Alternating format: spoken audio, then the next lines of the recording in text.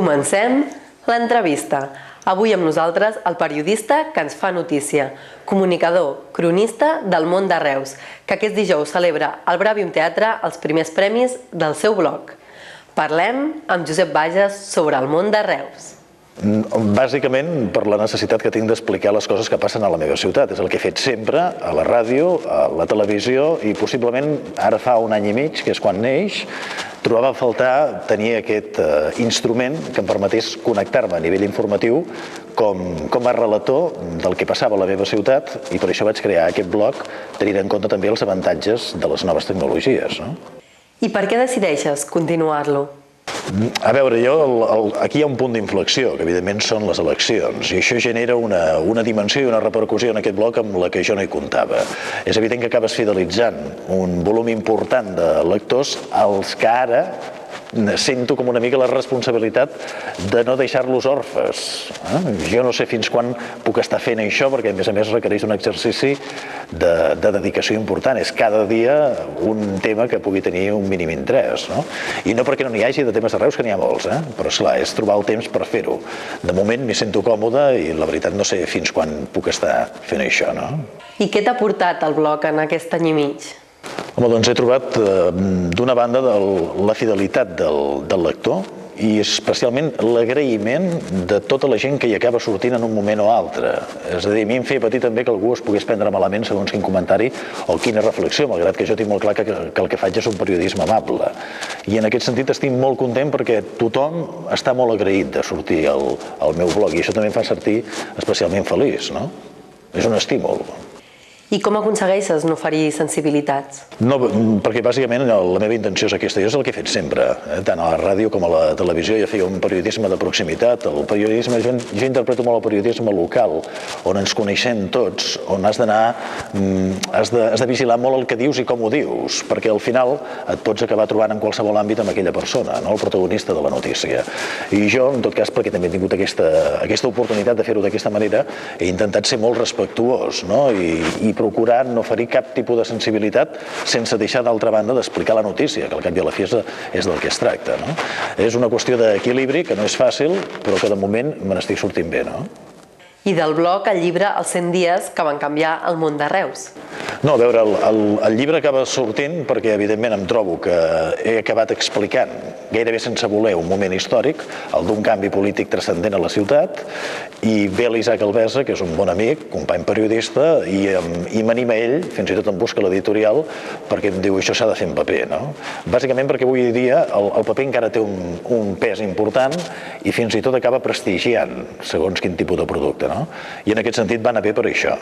És evident que el llibre també genera una altra obligació, perquè evidentment aixeques una expectativa, accedeixes a un altre tipus de lector i creixen les visites. I és això que et deia, és tot un peix que es mossega la cua que fa que ara mateix tingui l'obligació, que en aquest sentit m'hi sento còmode, de seguir amb el blog al peu del canó.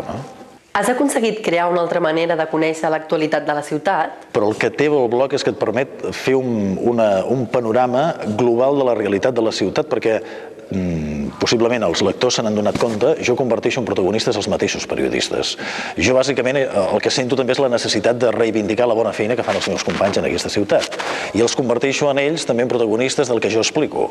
Evidentment això un diari no ho pot fer o una revista, perquè evidentment l'objectiu bàsic és difondre la seva notícia, però com jo en aquest sentit no tinc cap lligam, puc fer aquest plantejament més global, més generós, més agraït, i puc parlar absolutament de tots els mitjans i de tots els periodistes i convertir-los en aquest entorn com també protagonistes de la notícia, en el sentit que són qui expliquen la notícia.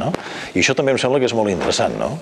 Efectivament, tu converteixes el periodista en notícia. Doncs bàsicament per reivindicar la feina dels periodistes. Jo n'estic molt dels meus companys, algú pot pensar que és molt fàcil dir això perquè són els meus amics, però jo sé que són bons professionals. Reus sempre has tingut una escola de periodistes important, són gent que pica en pedra, que s'estimen la ciutat, que hi ha aquest pòsit afegit que és molt important, que els agrada la seva feina però els agrada la realitat en la que es mouen i es desenvolupen, i per tant jo això també ho volia, reivindicar la feina dels meus companys, dels mitjans locals, que són tan importants a l'hora de constituir aquesta realitat que és el món de Reus, que és la que ens estimem i la que expliquem cada dia. I per què decideixes crear els premis els que més enganxen del món de Reus? Doncs diria que bàsicament per intentar tancar el cercle del que jo he volgut fer en el blog, que és reconèixer la feina absolutament de tothom a l'hora de donar contingut i constituir una realitat agraïda, la del món de Reus. Premis gairebé per tothom, entesos uns premis generosos, uns premis per reconèixer la capacitat que té molta gent des d'àmbits molt diferents, no només des de l'àmbit polític, social, econòmic, sinó també des del periodístic, per fer ciutat. I en un moment com l'actual, on tots estem una mica marcats per aquesta crisi que sembla que fins i tot ens faci caure l'ànim, doncs escolta'm, donem premis, que és una manera de fer feliç a la gent. És això, bàsicament és això tan simple i per altra banda jo crec que també tan satisfactori. I ara el test, Reus a prop, molt a prop. Un lloc de Reus? El passeig de la Boca de la Mina, perquè realment ets a Reus com si no hi estigués, i sembla que estigués en un altre món. Coca amb cireres o menjar blanc? Coca amb cireres perquè a un servidor el millor menjar blanc que tasta sempre és el de Riudoms, que és el que em fa la meva mare. El gegant indi o la mulassa? Gegant indi per moltes raons. Misericòrdia o Sant Pere? Les dues. Per mi les dues són igual d'importants. Plim o vermut? Vermut perquè estic enamorat del vermut de Reus. Salou o Cambrils? Cambrils perquè és on hi he estiuejat tota la meva vida. El centre de lectura o el círcul? Centre de lectura, en el círcul m'hi trobo molt bé, però centre de lectura perquè és l'entitat on m'hi he fet gran. Ametlles o avellanes? Naturalment avellanes, perquè m'he fet gran també plegant avellanes a Riudoms. Hem acabat l'entrevista. Fins la propera.